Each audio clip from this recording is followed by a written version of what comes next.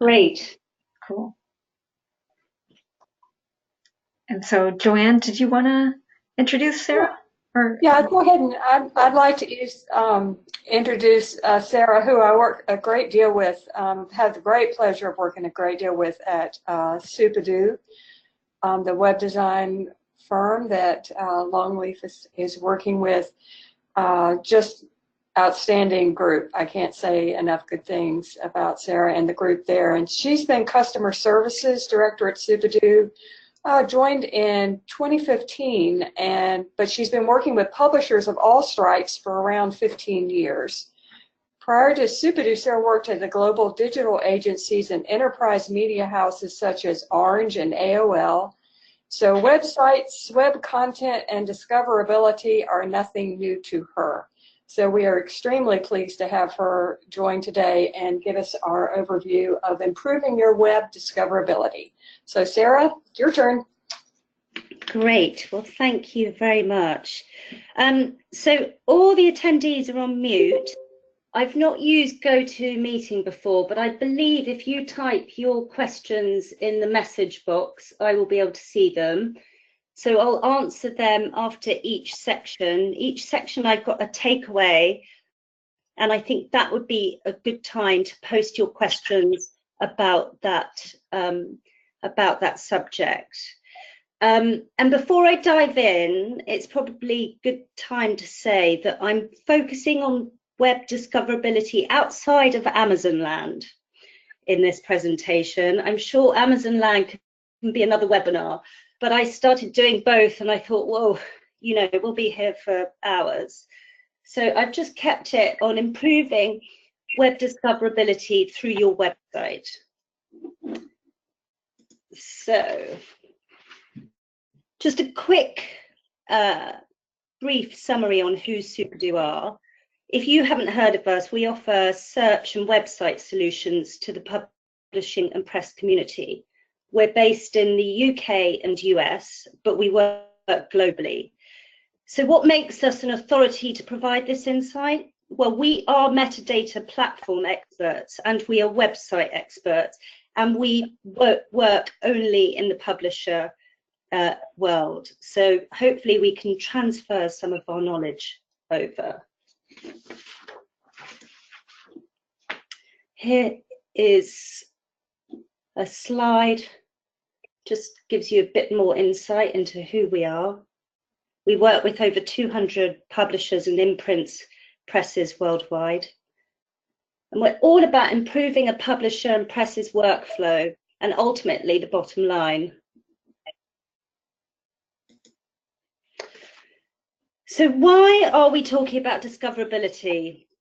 Let's ask the question a different way. How can I increase my website sales through improved web discoverability? Discoverability is the buzzword of the now. Every now and again, over my past 15 years, it pops up. But it's important because as the web grows and technologies change, become more complex, social media comes into play, we need to change and our websites need to change. Our SEO needs to change, our content needs to change. And all of this makes up improving our discoverability. So I thought we would start our journey with a website launch. So I've got newpresswebsite.com here. I haven't actually clicked on it. Hopefully it's not somebody's website. So we approach a website as our head office. It's our central store. It's where all your information that the web uses is stored. And from here, we start to post information to everywhere else, social media platforms, blogs, shops, searches. And we want people to visit our store. So we've got our new website. It's mobile friendly because we know that unless it is mobile friendly, the search engines aren't going to rank us. It's got really good relevant content. We know we have to have relevant content because that's how people find us. It's got enriched product metadata. So we've filled in all the gaps. We've added in lots of information about our books, our journals, our exam copies. And it's fast. We know if we've got a speedy website, users will stay. But where is everyone?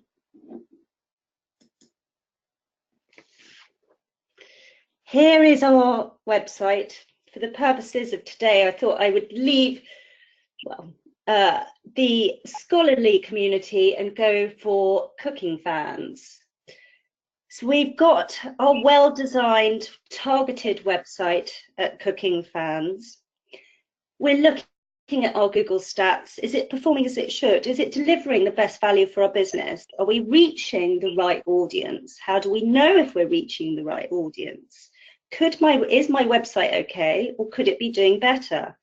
Do I need to do SEO? Yes, you do, but not SEO in the traditional sense. SEO is part of discoverability. So just to touch on what is SEO and how does it help discoverability. Search engine optimization is a huge range of methods to help make our online headquarter or web store visible to the traffic on the internet. It's about creating a website and pages with rich metadata and good content that a searcher and a search engine can read. SEO is an amazing art, but it's the method and the strategy of driving traffic. Discoverability is the measure of being found. So the two have to work very closely together.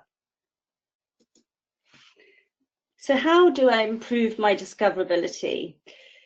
If we boil it down to the two top things that you could do as a press to improve your website discoverability, it would be around metadata and relevant content. Product metadata, which is part of metadata, and website metadata. So product metadata, we know, provides the marketing information to the entire publishing supply chain. But some of that metadata isn't used by search engines. It's got other uses, such as stock levels. And we know there's a direct link between enriched metadata and good content because Nielsen, and I don't know if anyone has read this, David Walter at Nielsen did a study in 2017, which confirmed that enriching a publisher's metadata correlates directly with higher website sales. Now we move on to content. It's easy to anyone to write content, but it has to be good content. There's another piece of data that shows for an average page takes 20 hours to create, but a huge 65% of content goes unread and unused, which is a waste of time and a waste of content. So how can we look at the content being optimized for improved discoverability? We'll look at different ways to make content more effective and tools online that are free to help us.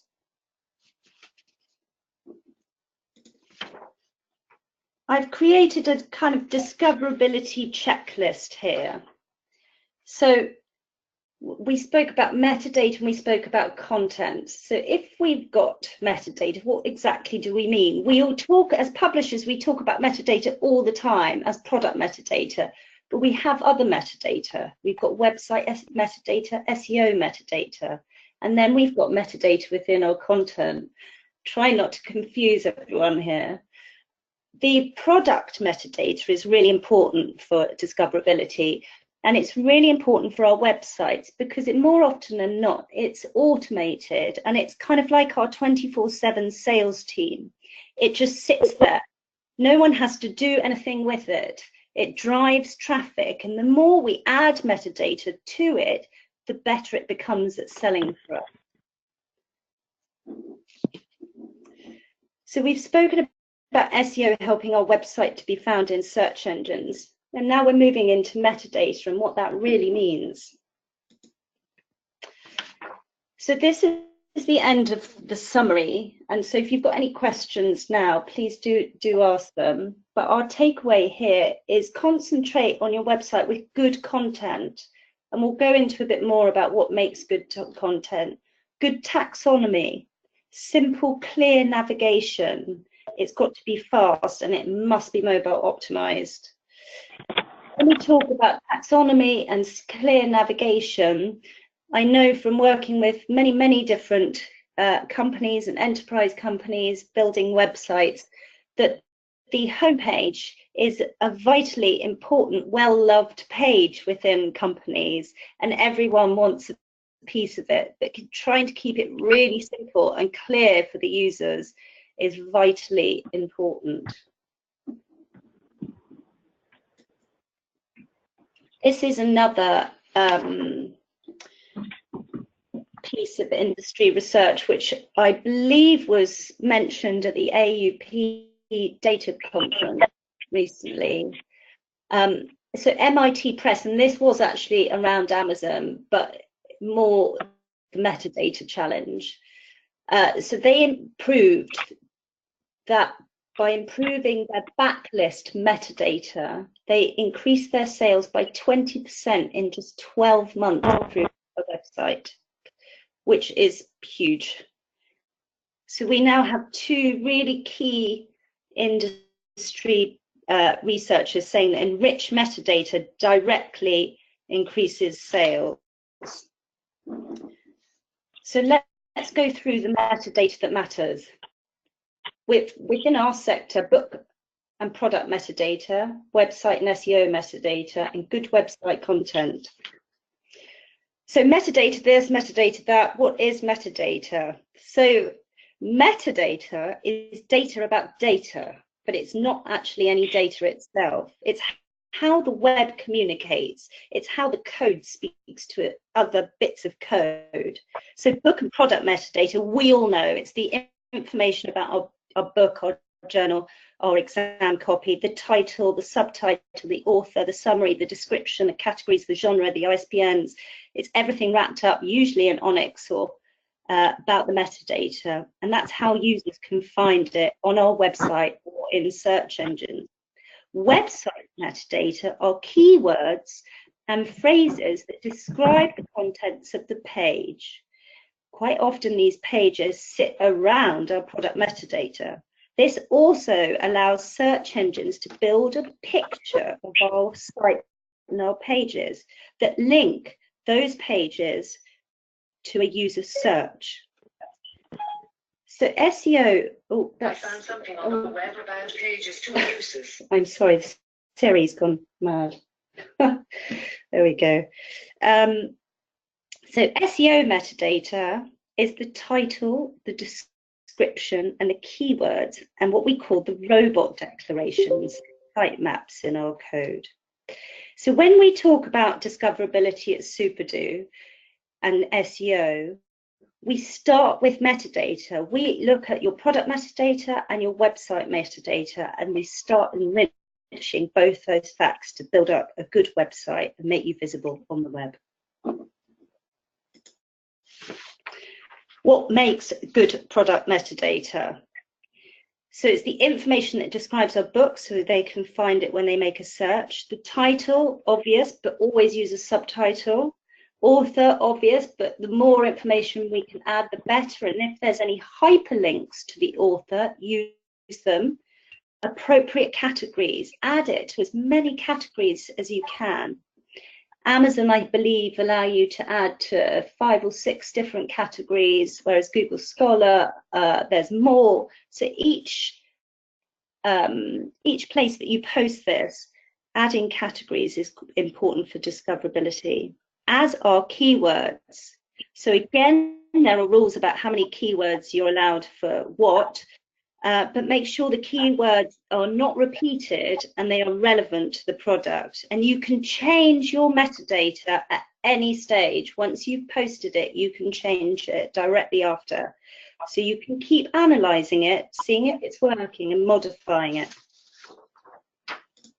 So I thought it'd be good to just have a look at 2 pages now where publishers have got good metadata versus product metadata page versus a bad product metadata page. I mean, it's quite obvious which one's which, but on the left is somebody that has got really enriched product metadata. There's a good image there, there's alt tags, there's a summary about the book, there's more detailed description, there's user reviews, there's different formats, Further down the page, there's links to PDFs, there's a video, there's an interview with the author, there's all sorts of data driving people to that page. There's a link from the author off to a different author page. And then on the right is a book with nothing. I mean, it was very hard to find this page, I have to say, because the web can't read anything in this page at all. Nothing links off to anything. So going through, and this I'm sure is quite familiar to many of you. An example of Biblio. It's just, you know, I know it is obvious, but it's good to go through, because sometimes, and more often than not, when we work with publishers, bits are missed out, and they are really critical to get it kind of all filled in from the start. Make sure we remember the subtitle. Always use a unique ISBN for every edition. Be very specific in our genre categorizations. The book genres are classified differently to different categorization conventions. If you're unclear of what convention is what, ask your web developer or your IT person, or just Google it if you need. Always give information about the author, because the author will more often than not drive traffic to your website. Always include an image of the book.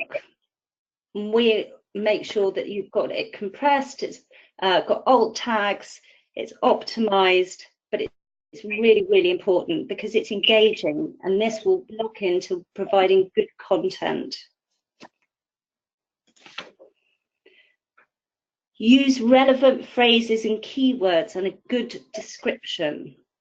The fuller the product metadata, as I keep going on, the more it has to show in a search. And the more increased categories and genres it appears, the more it will improve discoverability. So our takeaway here is focus on the data. Be thorough when we include our data, when we're inputting it and creating it. So now is a good time to ask any questions about metadata or data, or you can ask them at the end.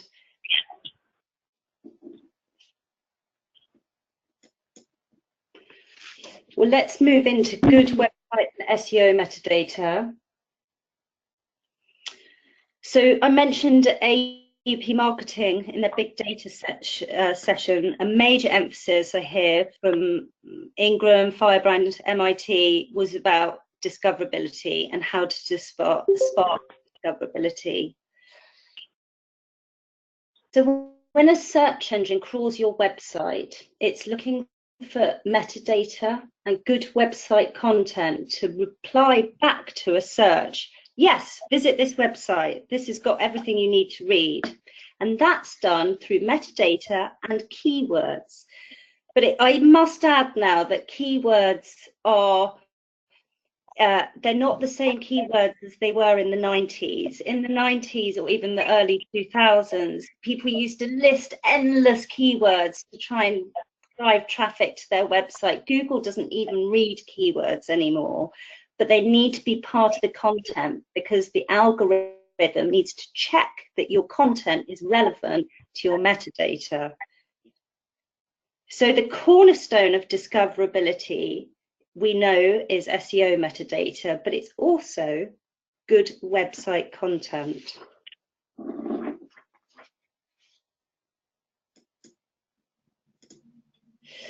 Top 5 SEO to-dos.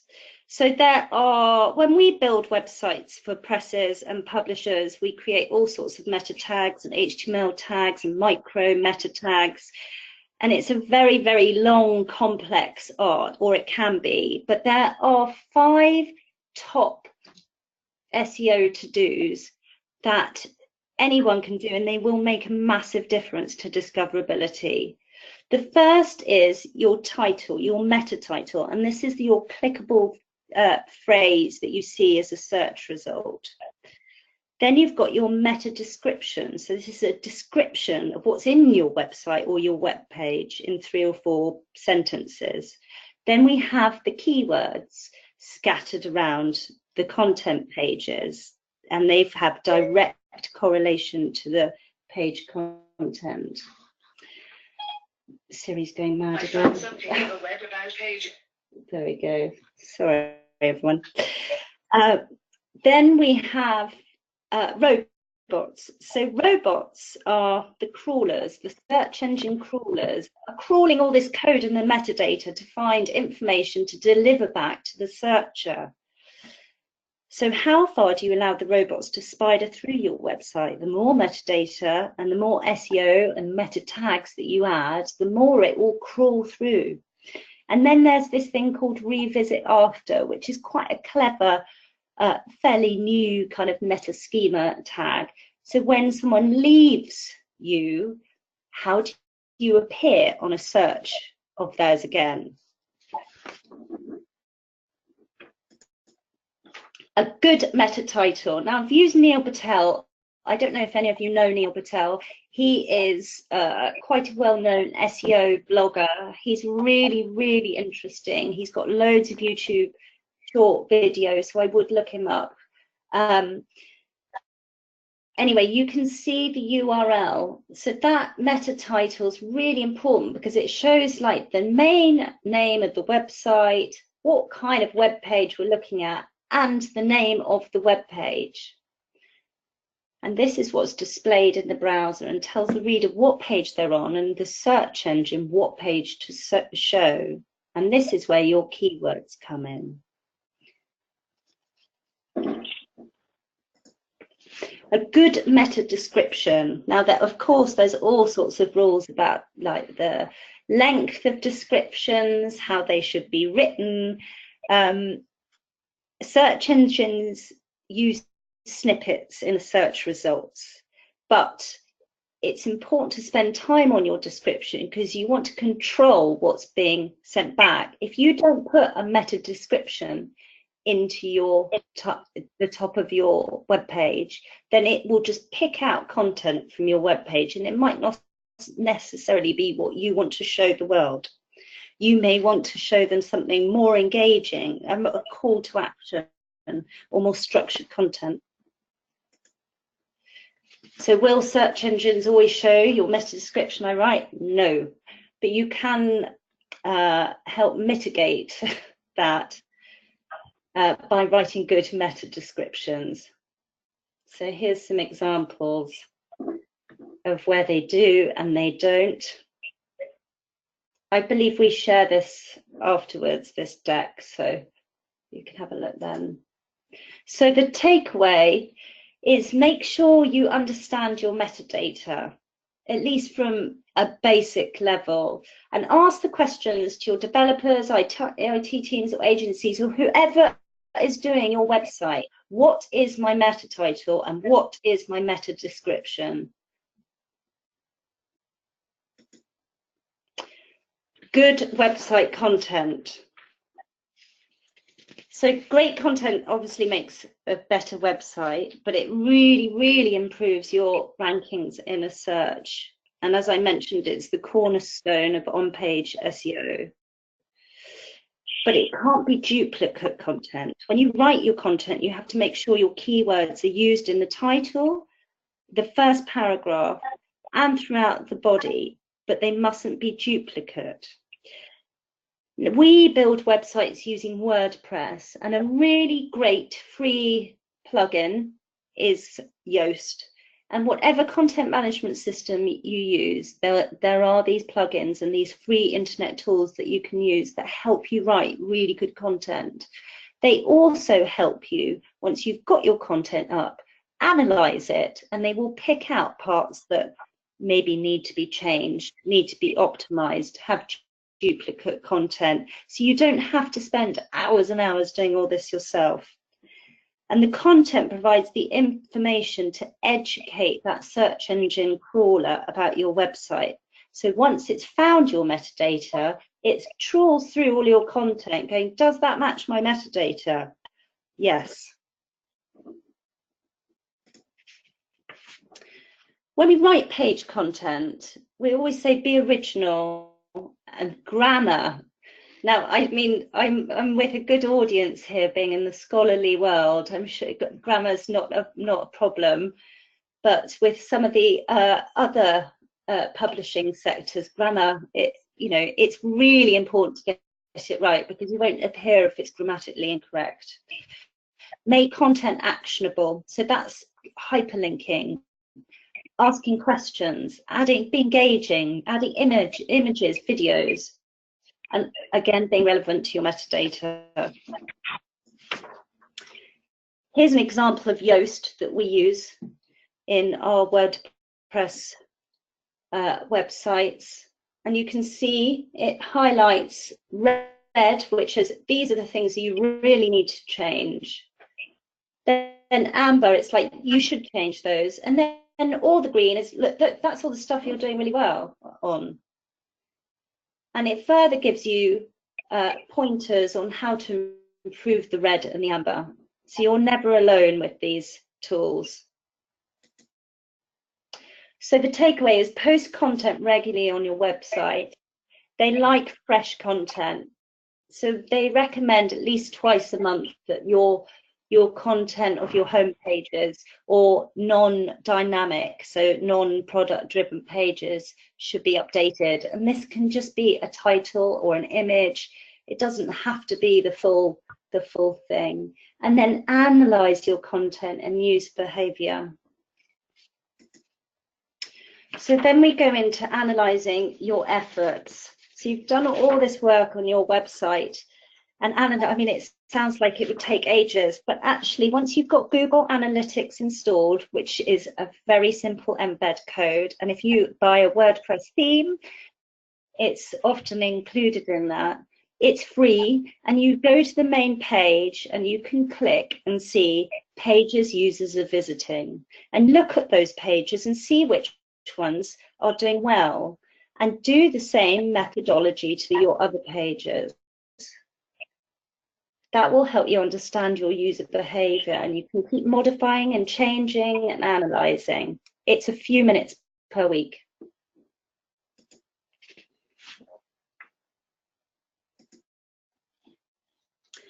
Effective SEO techniques. So I just thought I'd list these. Less to go through now, but more for you to take away when this is sent round. As we've been through content, make your existing pages longer. People like scrolling pages. The content should be in short snippets, not paragraphs and paragraphs and paragraphs. It needs to be hyperlinked, backlinked, build backlinks. It helps improve traffic to your website. Improving site speed is always important. And then Google Analytics, as we said. And then here, SEM, Search Engine Land, and SEM Rush, which is another free kind of SEO tool, have done this quite useful periodic table of SEO success factors. It looks quite daunting, but actually when you read it, it's not. So I won't go through it, all of it now, but when we share this with you, have a read, because it asks really interesting questions. And then from there, you can go onto their website and have a look at how you may change things.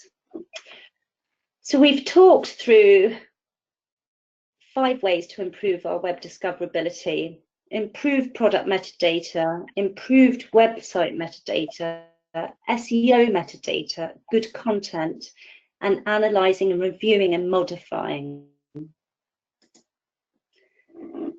So going right back to the beginning, by doing good metadata and good content, we'll have amazing websites.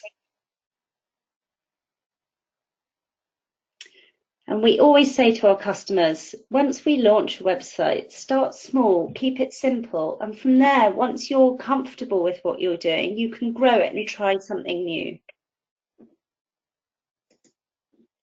And that's it. Thank you. If anyone has any questions.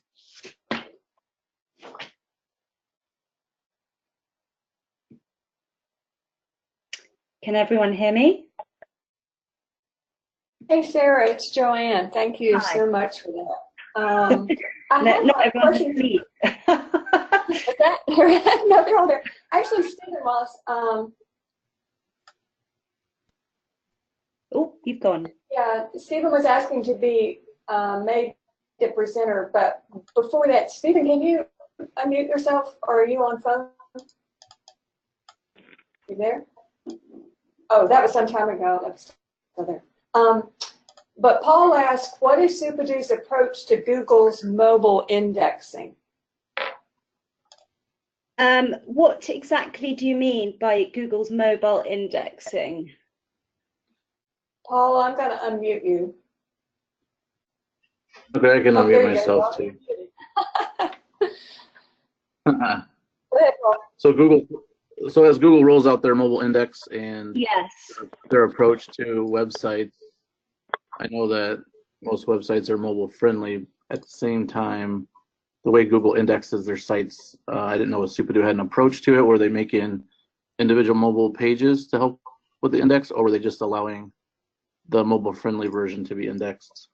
Well, they allow the mobile friendly version to be indexed, but also, so we approach all our websites by responsive design, but with the product pages, sometimes we do have a mobile specific page because the content hierarchy is different on a mobile than it might be, well, definitely different on a mobile than it would be on a tablet or a PC. Therefore, yes, we have a different approach to mobile indexing. And that could be and it depends on what the publisher's end goal is. All our websites are mobile optimized, so they will be indexed by Google. But if there's specific pages, for instance, with the press community, your mobile searching is slightly less than with the trade community that may be looking for best summer reads of 2018. Therefore, we'll spend a lot of time on those pages being mobile friendly. Does that answer your question? Oh, Yeah, that answers it. Thanks. okay, great.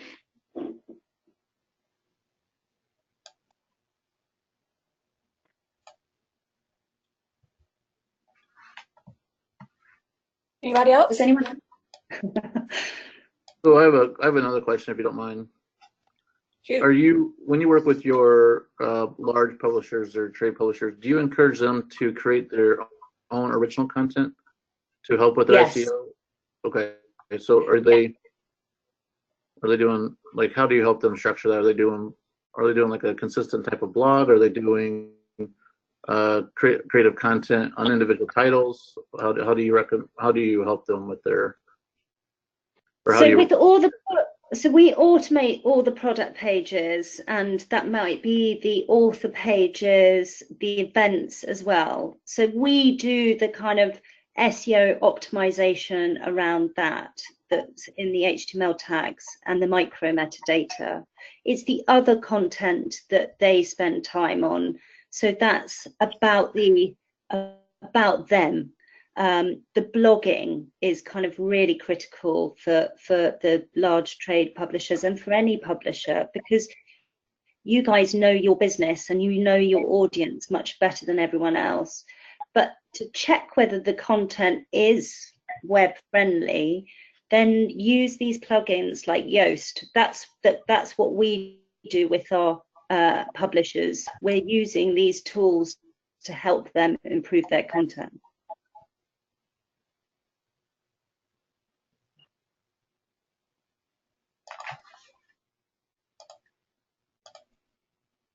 I'll ask a question. This is Jen at Longleaf. I was curious about, so I'm new to the website world, and I was just curious about, I think on one of the slides, there was information about making sure your, I think it's your content, your website content is action, or has calls to action, or maybe actually it was the metadata for your website. For website content, yes. do you have that slide handy? Let me pull it up. Good website. I just wondered what that means, or structured content as well. Here we go. Well, I can go very deep into structured content, but I think everyone's eyes will. It's all to do with the taxon. Oh, can everyone see my? Yes. All to do with the taxonomy. If I start with content actionable, so how users react to a web page is that they've come there to do something, whether it's buy something, read something. They are there to interact. Therefore, talking to them and giving them what they want is actionable content. Hyperlinks and links off to other pages within your website, a good website search is all actionable content, because what you don't want to happen is they arrive at a page on your website and think, oh, and leave again. You want to engage them, to drill deeper, to engage with your brand or whatever it is you're trying to do. Sell them a book, get them to submit, make a submission. You want that content to be actionable and engaging. Okay. That's that part. Okay. So structured content is a way that we lay out HTML essentially. Okay. All right. Yeah. Okay. Yeah, I won't get too into that because it will get too technical. Okay. And I'm probably not the most technically minded person to explain the nuances of structured content. That's good enough. Great. Cool. Thanks. Any other questions or any other comments?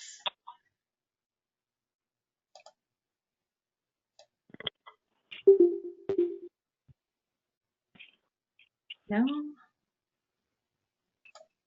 Anybody? No.